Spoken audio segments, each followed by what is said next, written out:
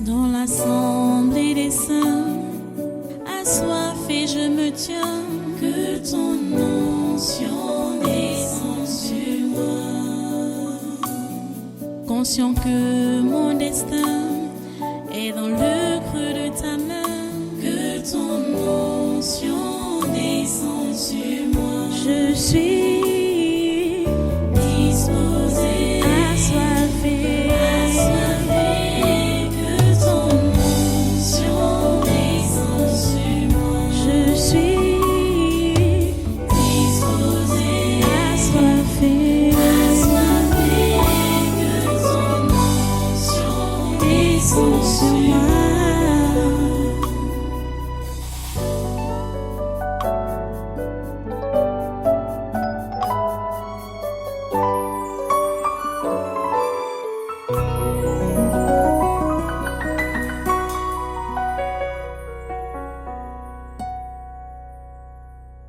Alléluia, merci Jésus. Voilà, reste debout et prends ta Bible. Je crois qu'aujourd'hui, on va commencer par un seul verset, un ou deux versets, comme ça. On va prendre les autres versets au fur et à mesure que nous allons évoluer. C'est le dernier séminaire de l'année, dont le thème général est la délivrance des esprits familiers et de la sorcellerie. La délivrance des esprits familiers et de la sorcellerie. Prends ta Bible, mets-toi debout et prends dans les proverbes. On prend dans les proverbes. Nous allons beaucoup lire dans les proverbes pendant ce séminaire. On va d'abord dans Proverbes au chapitre 15. Proverbes chapitre 15, versets 16 et 17. Commençons par là. Proverbes chapitre 15, versets 16 et 17. Tu es là? Ici, il est donc écrit: mieux vaut peu avec la crainte de l'Éternel qu'un grand trésor avec le trouble. Mieux vaut de l'herbe pour nourriture, là où règne l'amour, qu'un bœuf engraissé si la haine est là. Prions le Seigneur. Dieu Tout-Puissant, nous te remercions infiniment pour ta parole de ce moment, ta parole de cette heure, ta parole de cet instant. Nous te prions, Père Saint, que tu nous disposes à la recevoir. Nous prions, Père Saint, que tu nous bénisses comme nous la recevons. Et nous prions, Père Saint, que ta volonté s'accomplisse dans nos vies. Ce que tu as prévu dans nos vies en ce temps-ci, pendant ce programme, en cette fin d'année, nous prions, Père Saint, que cela se réalise. Tes programmations dans le ciel, tu avais déjà tout élaboré pour ce programme d'aujourd'hui. Nous te prions que rien ne manque d'après ton élaboration, d'après ta programmation. Que rien ne manque. Ô Dieu, que ta volonté soit faite dans nos vies comme au ciel. Que ta volonté soit faite dans notre nation comme au ciel. Que ta volonté soit faite dans le continent d'Afrique comme au ciel. Et que ta volonté soit faite sur la terre entière comme au ciel. Pendant ce temps, nous sommes à toi, Seigneur, et nous implorons ta grâce. Au nom de Jésus, nous avons prié. Amen. Amen. Prenez place dans cette sainte présence. Et une fois de plus, soyez les bienvenus au tabernacle de la liberté et soyez les bienvenus à ce congrès de surnaturel. Donc, ce programme de ce mois-ci, le séminaire de ce mois qui commence aujourd'hui, le 1er décembre, qui va se terminer le 4 décembre par la grâce de Dieu, donc dimanche, la délivrance des esprits familiers et de la sorcellerie. Ceux qui ont entendu l'annonce dans les réseaux sociaux, à la radio et partout, peuvent se demander, la lecture donc qu'on fait maintenant là, a quel rapport avec les esprits familiers et la sorcellerie? Parce que la lecture qu'on a pris, les deux versets là qu'on a lus, disent mieux vaut peu avec la crainte de l'Éternel qu'un grand trésor avec le trouble. Et mieux vaut de l'herbe pour nourriture, là où règne l'amour, qu'un bœuf engraissé, si la haine est là. Vous savez que c'est l'être humain qui est le centre de tout. Hein? Toi là, moi si. Quand on parle de la délivrance des issues familiers et de la sorcellerie, la personne qui est disputée, c'est toi. La personne qui a donc besoin d'être délivrée, c'est toi qui a besoin d'être délivré. C'est moi qui ai besoin d'être délivré. Et la parole de Dieu nous donne donc les contours, nous enseigne comment faire donc pour être délivré de ces esprits familiers et de la sorcellerie. Vous allez comprendre. Et c'est même très facile à comprendre.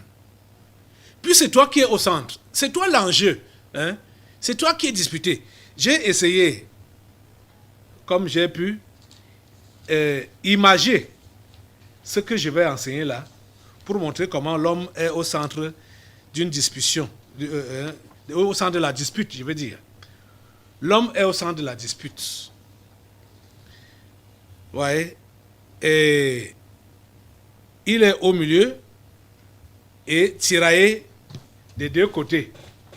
Voilà comment j'ai pu l'imager ici, l'homme qui est donc au centre d'une dispute. Vous voyez deux mains qui sont en train de le tirailler. Voici une main ici, voilà l'autre main là-bas. Ils sont en train de le tirailler. Et vous voyez que j'ai tout fait pour vous montrer le centre même de l'homme, c'est le cœur. Ce qui est même l'homme là, c'est le cœur. Et on le tiraille au niveau de la chair pour que son cœur se penche donc vers le côté qui aura emporté au niveau de sa chair. Au niveau de sa chair. Écoutez très bien. L'homme, c'est le cœur. Mais il est tiraillé, comme vous voyez là, au niveau de sa chair. Donc, le côté qui l'emporte attire son cœur vers lui. Le cœur de l'homme, bien sûr. Le passage qu'on a lu nous dit « Mieux vaut peu avec la crainte de l'Éternel qu'un grand trésor avec le trouble. » L'interpellation ici est quoi d'abord pour l'homme? Il faut craindre l'Éternel. Et n'ignorez pas ce que c'est que la crainte de Dieu. C'est ça qu'on appelle également la sagesse. La crainte de Dieu est le commencement de la sagesse. Quand on dit que si quelqu'un est fou, selon Dieu, du moins, oui, ça veut dire que il ne connaît pas Dieu. Les insensés, c'est eux. La Bible appelle ceux qui ne connaissent pas Dieu les insensés ou les impies. Ce sont les impies qui sont les insensés. Les sages, c'est eux qui ont la crainte de Dieu, c'est eux qui connaissent Dieu. Et le verset 16 de Proverbe 15 nous a dit « Mieux vaut peu avec la crainte de l'Éternel qu'un grand trésor avec le trouble. » Ça veut dire quoi? Vous savez, vous-même, que vous êtes attiré par l'abondance. Vous êtes attiré par la richesse. Vous êtes attiré par l'accumulation des biens. Personne, à moins que tu sois déjà donc celui qui a la crainte de Dieu, mais personne n'aime ce qui est minable. Tout le monde veut avoir, veut accumuler. Tout le monde veut accumuler. Mais la Bible nous fait comprendre que ce n'est pas l'accumulation qui nous comble. Ce n'est pas l'accumulation qui nous comble. Ce n'est pas l'abondance qui nous comble. Ce qui nous comble, c'est la crainte de l'Éternel. C'est quand on a la crainte de Dieu. Pour les gens qui se convertissent en vrai, plusieurs, je veux dire la majorité, la grande majorité, ne s'est pas converti parce que comme il est né là, il a grandi, bon, il a commencé à grandir, il a commencé à avoir la nécessité d'aller vers Dieu. Bon, son cœur l'a attiré vers Dieu, qu'il faut vraiment maintenant adorer Dieu, il faut maintenant être fidèle à Dieu, respecter sa parole, machin. Ce n'est pas ça qui a fait de toi un chrétien. Comme tu es né, tu as donc commencé à avoir l'attirance vers Dieu. Ce n'est pas ça. La plupart d'entre vous là, vous êtes devenus chrétiens parce que les choses allaient mal pour vous. Vous cherchiez donc la solution. Et la solution se cherche où donc? Ou se cherche où? Dans les maisons de prière, dans les endroits où on dit compris. Donc c'est les problèmes qui amènent l'humain, la plupart des humains, à la vraie conversion. Les problèmes, c'est les problèmes. Ceux-là qui en ont assez, ceux-là qui en ont suffisamment, n'ont pas besoin de chercher Dieu. Ils n'ont pas besoin de prier. Vous savez, vous-même, vous êtes témoin de votre vie chrétienne. Que quand les choses vont bien pour vous là, je parle à vous, un chrétien, vous n'avez plus assez de temps pour prier. Vous n'avez plus assez de temps pour lire la Bible. Vous n'avez plus assez de temps pour faire les exercices des choses chrétiennes.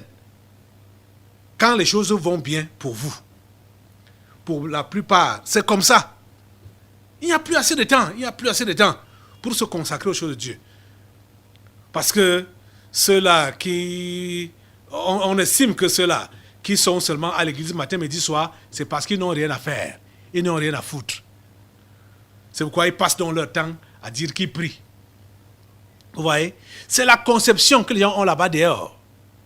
Et c'est ça qui se vérifie souvent, même dans vos propres vies. Alors que vous avez cru en Jésus, mais vous vous relâchez, vous vous relaxez quand les choses commencent à aller bien pour vous. C'est une erreur d'agir de la sorte. C'est une très grave erreur. La Bible dit donc que mieux vous peut avec la crainte de l'Éternel qu'un grand trésor avec le trouble. Tu vois donc que pour celui qui cherche le pain quotidien, je veux dire, qui cherche le pain de chaque jour, celui-là comprendra l'importance de la prière que Jésus nous a enseignée. Il va comprendre l'importance de cette prière-là et il va faire cette prière-là chaque jour. Il ne va pas manquer de la faire. Mais celui qui a des réserves, il a l'argent en banque, il a des provisions dans le congélateur, frigo, machin, tout ça là. Priez, donne-nous le pain de chaque jour. Pour lui, ça devient comme une blague du cinéma. Quand il sait qu'il n'a pas besoin de pain aujourd'hui, mais le pain est déjà là. Et tu lui fais faire cette prière. Et il voit que ça ne donne pas. Bon, déjà, puisque c'est un égoïste, il ne sait pas que quand on prie, on ne doit pas prier pour soi seul, mais quand on prie, on doit prier pour tout le monde. C'est ça que Jésus nous a enseigné. Que quand on prie, on doit prier pour tout le monde. Même si toi, tu as déjà le pain quotidien, prie pour le pain quotidien des autres. C'est ça que Jésus nous a enseigné. Quand nous prions, nous devons englober tout le monde. Nous devons mettre tout le monde dans le sac de la prière et présenter ça à Dieu. Donc c'est déjà l'égoïsme. Quand quelqu'un estime que, bon, il a le pain quotidien, pourquoi il va encore demander le pain quotidien? Ça veut dire qu'il ne pense pas aux autres. Mais pour toi, qui est réellement dans le besoin, quand tu fais cette prière, tu es sérieux avec Dieu dans ton cœur que tu veux qu'il subvienne à tes besoins. Et tu dois également ajouter l'autre dans ton besoin pour que Dieu pourvoie à vos besoins. Vous voyez donc que ce sont des gens qui vivent au jour le jour, qui sont prêts à bien prier la prière du Notre Père qui est aux cieux, la prière que Jésus nous enseigne. Parce qu'ils ont peu ou ils n'en ont pas. Et c'est ça qui va aussi leur permettre de toujours craindre Dieu, parce qu'ils savent que leur subsistance vient de Dieu. Leur vie dépend de Dieu. Ils ne soutirent que de lui. Mieux vaut peu avec la crainte de l'Éternel. Mieux vaut peu avec la crainte de l'Éternel qu'un grand trésor avec le trouble. Vous voyez? Pourquoi j'ai pris, du moins l'Esprit de Dieu m'a envoyé dans ce passage aujourd'hui, pour ce programme, pour ce séminaire du mois de décembre 2022. J'ai dit que c'est l'homme que tu es qui est au centre des disputes. L'homme-ci que tu es, c'est lui qui est au centre d'une dispute. Deux mains sont en train de le tirailler. Ils tiennent ses mains. Chacun tire de son côté. Et là où sa chair partira, c'est là-bas que le cœur va partir. Vous voyez?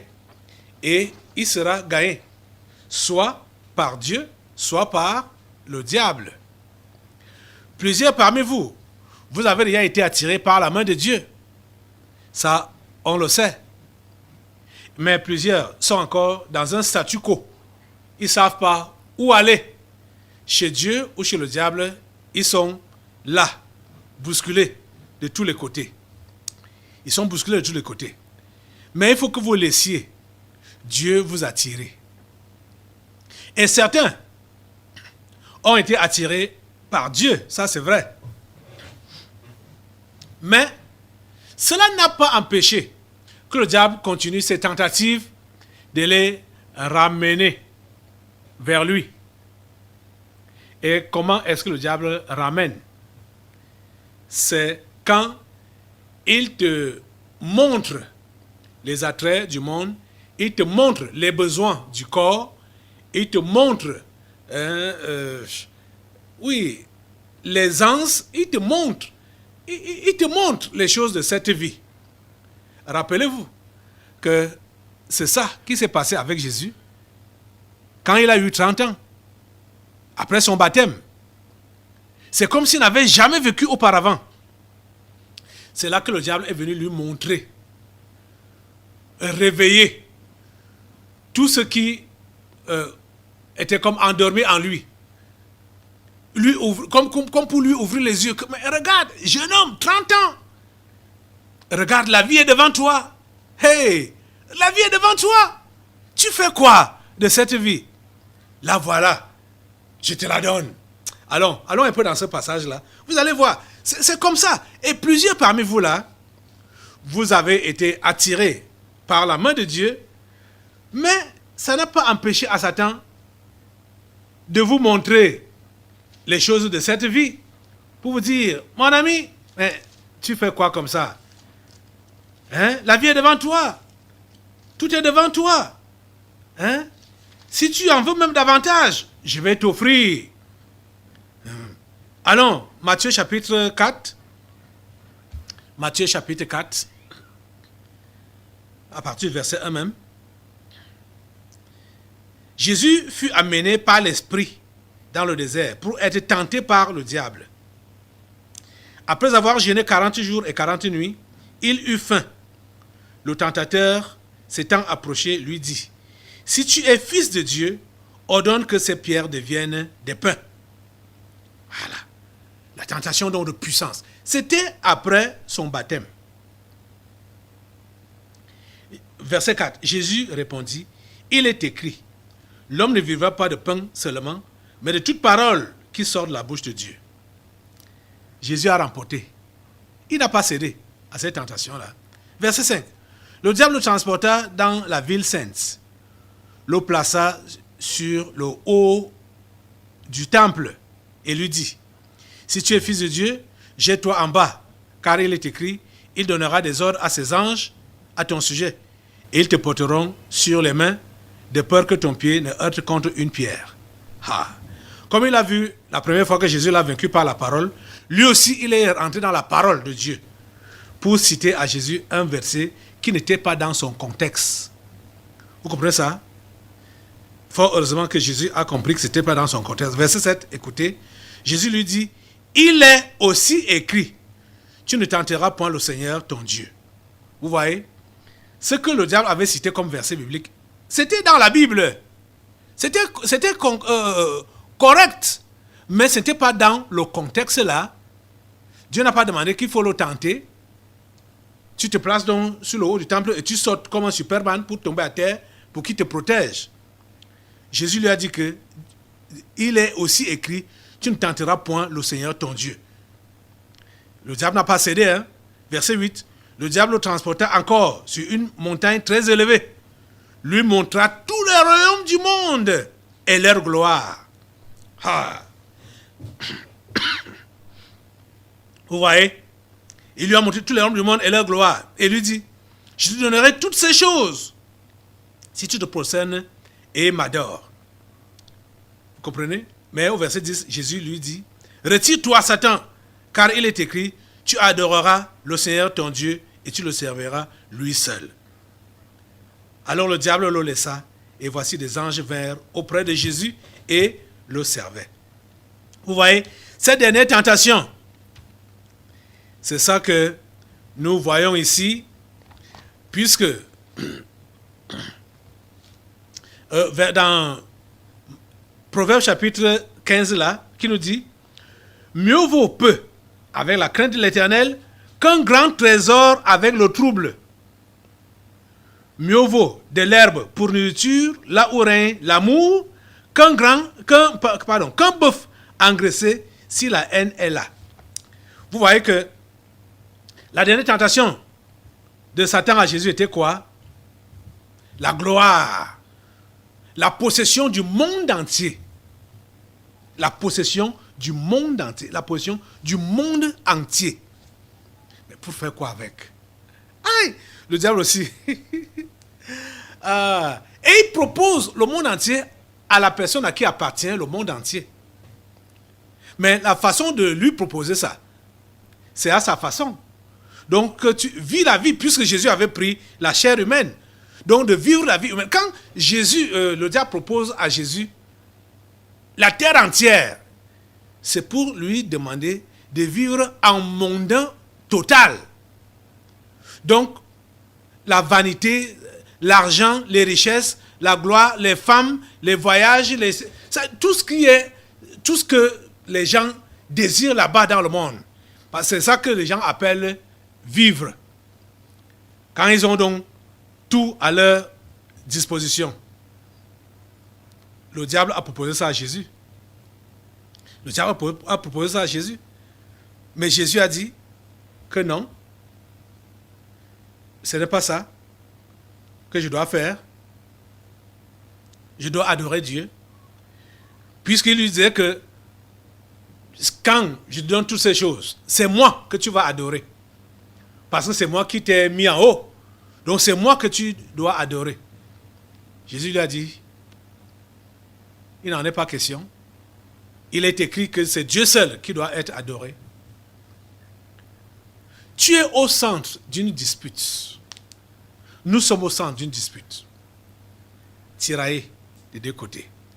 Et vous voyez comment ça s'est passé avec Jésus, le Fils de Dieu, qui a pris la forme humaine comme nous. Comment il a été tiraillé au désert.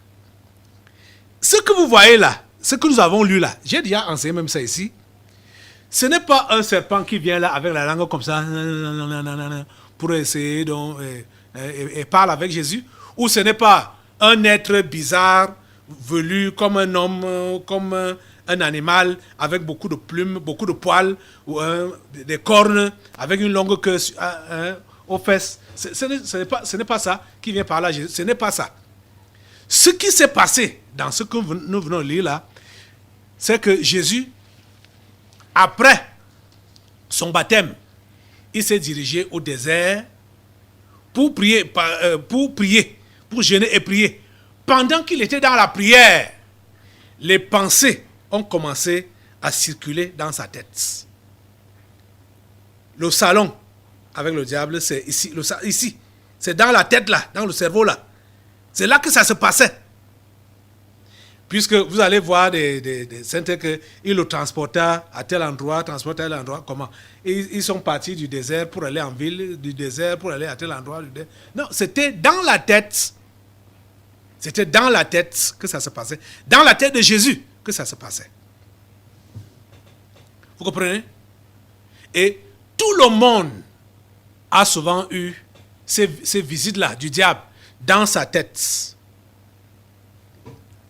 Et Jésus a décidé de décliner toutes les offres du diable.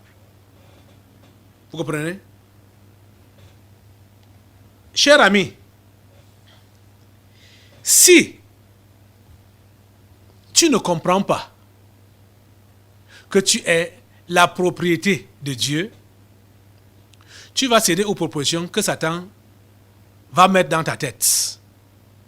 Et c'est là donc que tes esprits familiers vont l'emporter sur toi.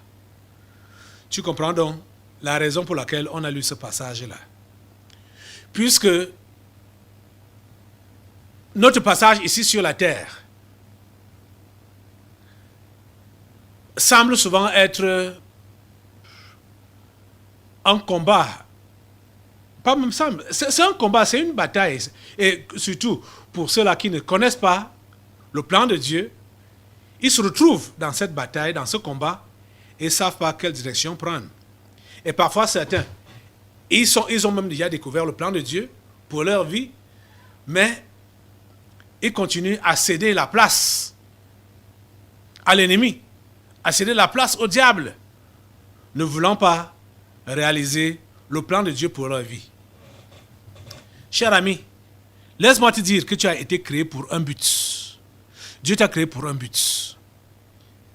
Et rassure-toi, avant de fermer tes yeux, pas pour dormir du sommeil naturel où tu vas te réveiller quelques heures après, mais avant de fermer tes yeux pour de bon sur cette terre, rassure-toi que tu vas rencontrer ton Dieu et lui rendre un bon compte de ta vie passée sur la terre.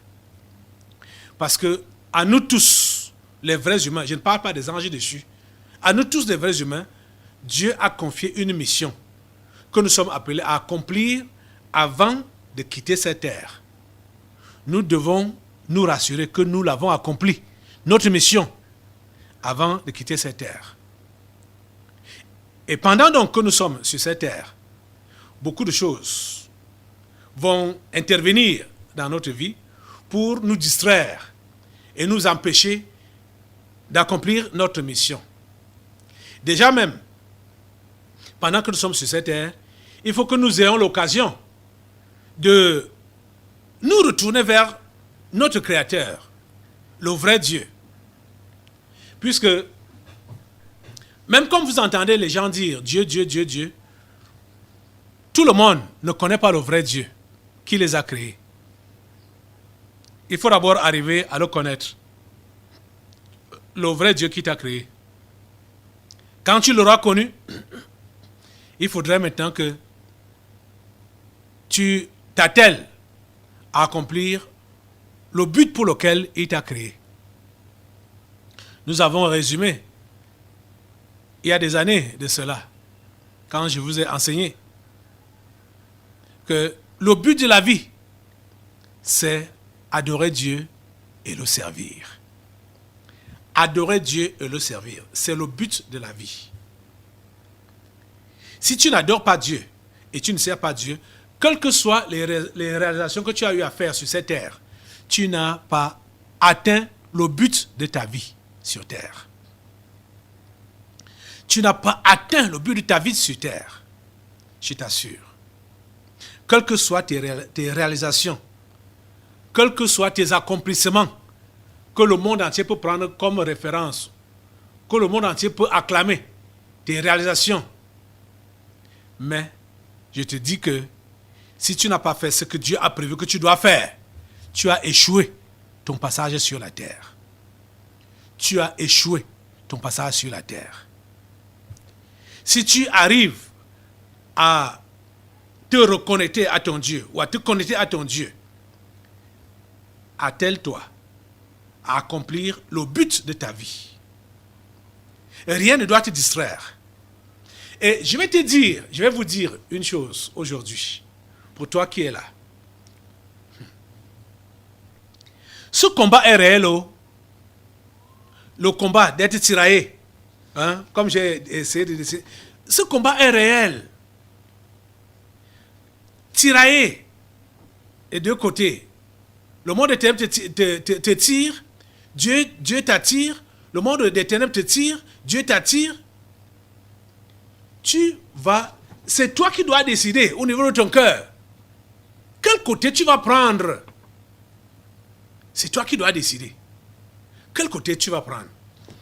Vous voyez qu'on avait même illustré ça également avec la couverture de la réalité du Saint-Esprit. Parce que c'est quand on laisse le Saint-Esprit remplir notre cœur, c'est là qu'on permet à Dieu de nous diriger. Et c'est là qu'on se dirige vers l'accomplissement de notre destinée, du but de notre vie. Quand le Saint-Esprit a rempli nos vies, le Saint-Esprit a rempli nos cœurs humains. Vous voyez? Le cœur humain, l'esprit humain ou cœur, voilà ça. Plus, maintenant, Dieu, par le Saint-Esprit, ça conduit à la bénédiction, à la prospérité et au salut. Mais si ce cœur est rempli de la mondanité, l'amour de l'argent, la vanité, ça conduit à quoi? À la mort. Tu dois donc laisser Dieu remplir ton cœur par son esprit. Il y a une bataille qui se mène là sur ta vie. Une bataille. Une bataille. Je t'assure. Mais tu dois laisser l'occasion à Dieu de l'emporter. Cette bataille-là. Laisse l'occasion à Dieu de l'emporter pendant ce programme. Tu comprends ça? Je vais peut-être revenir avant de clôturer pour aujourd'hui. Il ne serait pas long vraiment aujourd'hui avec cette introduction. Dimanche passé, je vous faisais savoir que ma fille Anointing, qui a décidé de claquer la porte, a décidé de claquer la porte, du moins, a décidé de revenir à Dieu. Mais je vous ai dit que si vous l'aimez, vous priez pour lui, vous priez pour elle, pardon, continuez à le faire, parce que elle est réellement dans le combat, elle est disputée, âprement disputée. Mais cet enfant-là a une mission à accomplir sur cette terre. Le diable le sait. Le diable le sait. Et le diable bagarre pour l'empêcher d'accomplir cette mission. Elle est spéciale, hein? Elle ne sait pas. Quand elle a appris qu'elle devait être unique, eunuque, bon, ça l'a énervée. Elle a vu qu'on l'empêche de vivre la vie. Pourtant, c'est son appel, c'est sa mission. Elle n'est pas comme... Elle dit, pourquoi tu n'as pas dit ça aux autres? Pourquoi c'est moi seul? Elle n'est pas les autres. Elle n'est pas... Comme toi, je le disais, comme toi-même là. Tu n'es pas comme les autres. Tu n'es pas comme les autres humains. Tout le monde n'est pas pareil. Tout le monde n'est pas pareil. Je vous assure. Et tout le monde ne va pas mener les mêmes combats ou avoir les mêmes tests. Je vous assure. Est-ce que vous pouvez imaginer que déjà même, je ne suis pas allé avec elle en tous les détails. On n'a pas eu assez de temps. Samedi passé, on a causé pendant combien de temps là? Peut-être 2 heures de temps. C'était pas suffisant pour pouvoir évoquer tout, et puis c'était pas possible. Je crois qu'on aura le temps. J'aurai le temps de la faire asseoir encore et lui parler à tête reposée. Je l'ai souvent fait. Je l'ai souvent invité, lui parler à tête reposée pour lui parler de sa mission. Mais elle n'arrive pas encore à comprendre. Elle n'arrive pas à comprendre. Et le diable profite donc, comme elle est dans la distraction avec les choses du monde, c'est là que le diable profite, comme il a essayé avec Jésus ici, pour lui montrer des opportunités. Elle me disait qu'elle veut travailler après ses études, il faut travailler, il faut qu'elle gagne de l'argent. Elle veut de l'argent. Je lui avais demandé, mais tu veux faire quoi avec l'argent? Tu veux faire quoi avec l'argent? Elle dit, elle veut l'argent. Vous voyez? Quand vous désirez des choses, je ne sais pas vraiment si vous savez ce que ça doit faire. Le but de la vie, comme l'illustration de la couverture de ce livre, La réalité du Saint-Esprit, le cœur humain doit être rempli du Saint-Esprit de Dieu, donc de Dieu lui-même.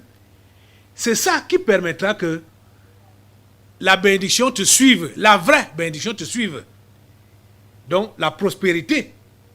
Et c'est ça qui conduit au salut de ton âme et des âmes des autres. Mais si ton cœur n'est pas rempli du Saint-Esprit, tu as des choses matérielles. Ce n'est pas la bénédiction. Tu comprends ça? Ce n'est pas la bénédiction. Que ton cœur est rempli de la mondanité. Et tu as beaucoup d'argent. Tu as beaucoup de biens. Tu as beaucoup de choses matérielles. Ce n'est pas ça la bénédiction. Parce que ça ne va pas te conduire au salut. On a vu quoi? Mieux vaut, le verset 17 dit, mieux vaut de l'herbe pour nourriture, là où règne l'amour. L'amour. Là où règne quoi? L'amour. Et vous savez, j'ai enseigné longuement sur l'amour, qualité de Dieu. L'amour, la nature de Dieu. Mieux vaut de l'herbe pour nourriture, là où règne l'amour. Donc cet amour qui est dans la nature de Dieu, qui est prêt à se donner, qui est prêt à se livrer et qui se livre pour sauver. L'amour, c'est pour sauver. L'amour est là pour sauver. L'amour est là pour délivrer. Vous comprenez? Quand mieux vaut donc de l'herbe pour nourriture, là où règne l'amour, qu'un bœuf engraissé, si la haine est là. Il est bœuf engraissé. Et on n'a pas le souci de sauver les âmes. C'est la haine qui est là. Ce n'est pas l'amour qui est là. Mais on a le bœuf engraissé. Ça sert à quoi? Ça ne sert à rien. Avoir de la richesse, avoir de l'abondance, connaître la prospérité, que je mets entre guillemets, alors qu'on ne peut pas aider une âme à se sauver, et on ne peut pas aider une âme à être sauvée, on ne peut pas se sauver soi-même, c'est de la haine. Parce que ça ne contribue pas à la programmation de Dieu. Vous comprenez ça? Cet enfant a réussi à étudier. Je lui rappelais l'autre jour que c'est son passage à l'étranger qui a fait qu'elle se déconnecte de Dieu. Ça a été un déclin dans sa vie. Parce qu'elle avait voyagé pour aller étudier, pour aller faire la médecine. J'ai voyagé avec lui. Je dis toujours lui. Comme c'est anointing. J'ai voyagé avec elle. On était assis à l'avion, côte à côte. Je lui prodiguais des conseils de rester accroché à Jésus. Et je lui disais que si tu déconnes, je vais te faire rentrer. Parce que ce qui est important pour toi, c'est être connecté à Jésus. Bien évidemment, elle a fait à peine un an et demi ou 2 ans. Elle a déconné. Je l'ai fait revenir. Mais ici au Cameroun, elle a continué ses études. Mais elle n'était plus la même personne. Parce qu'elle elle a eu une mauvaise expérience à l'étranger. Et elle a fini, quand elle est venue ici au Cameroun, elle a continué dans la médecine toujours, une autre branche de médecine, mais elle a évolué et fini ses études. En même temps, les propositions de travail étaient là, le travail était là, elle a commencé à travailler sans souffrir, sans attendre. Il y a des gens ici qui ont déjà mis des années et des années après leurs études sans trouver de travail. Mais je peux vous dire donc, ce n'est pas toutes les opportunités qui sont les grâces divines. Vous comprenez ça? Ce n'est pas toutes les opportunités. Cet enfant, jusqu'à ce que je parlais avec elle samedi passé, a trouvé donc, elle est capable de trouver le travail dans des secteurs qui ne sont même pas les secteurs qu'elle a eu à apprendre, à étudier à l'école. Et à l'heure actuelle où je vous parle, elle travaille. Et elle n'a pas pu être au séminaire comme ça commence aujourd'hui là, parce qu'elle est en déplacement, en mission, jusqu'au 17 décembre. Et pourtant, le Seigneur est en train de nous préparer comme ça pour que nous puissions comprendre que nous sommes tiraillés des deux côtés. Le monde des ténèbres nous attire et Dieu nous tire de son côté aussi. Et tout ça là, ça se passe par les esprits familiers. C'est eux qui ont la charge de le faire. Vous pouvez donc vous imaginer que l'enfant qui ne pouvait pas manquer même du travail, même si ce n'était pas dans son secteur, en restant avec son père, ou même dans son secteur, elle ne pouvait pas manquer du travail. Maintenant, le diable est en train de la flatter à gauche, à droite.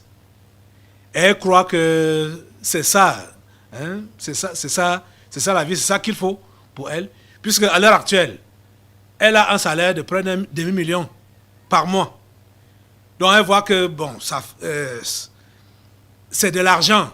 Donc ce qu'elle a toujours voulu vivre là, la grande vie, hein, elle est déjà dedans. Mais ça, ce n'est rien du tout. Et ne soyez pas étonnés qu'elle dise que dans les jours à venir, qu'elle ait des salaires de millions de francs par mois. Mais tout cela ne sert à rien. Ça ne sert à rien. Je lui demandais l'autre jour, que si moi-même j'avais ton salaire là, ça allait faire quoi? Avoir près d'un demi-million de francs par mois, ça sert quoi? Avoir 1 million par mois, ça sert à quoi? 2 millions, 3 millions, 5 millions par mois, ça sert à quoi? Ça donne quoi? Ça donne quoi? Vous voyez? Oh Seigneur!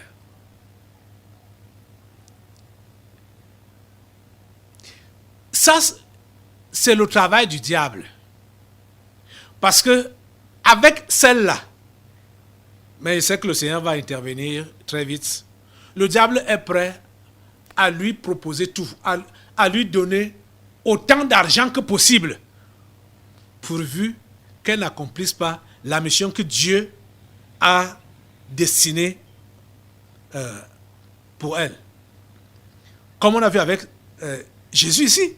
Le diable lui propose quoi? Le monde entier, tous les royaumes du monde et leur gloire, pourvu que lui, il adore.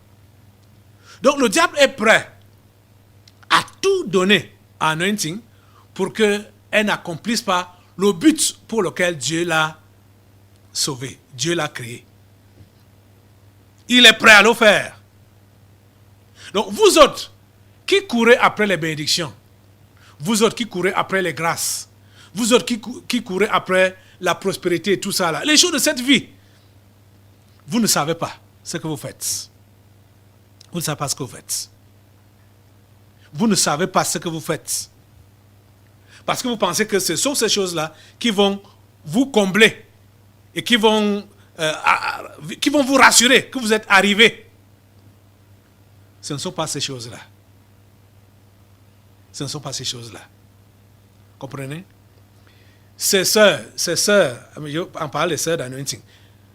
L'autre jour, je me rappelle que quand les démons c'était quoi? La distraction. L'ont interpellée pour dire qu'elle était distraite par le monde. Le monde la distrait. En posant la question, elle veut même quoi? Elle veut quoi? Elle ne manque de rien. Elle ne manque de rien.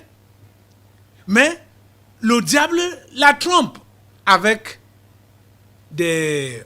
On appelle ça comment? Les mirages, voilà. Le diable la trompe avec des mirages. Les mirages. Ce qui est déjà à sa disposition, le diable lui dit que, voilà, tu auras ça. Alors qu'elle a déjà ça.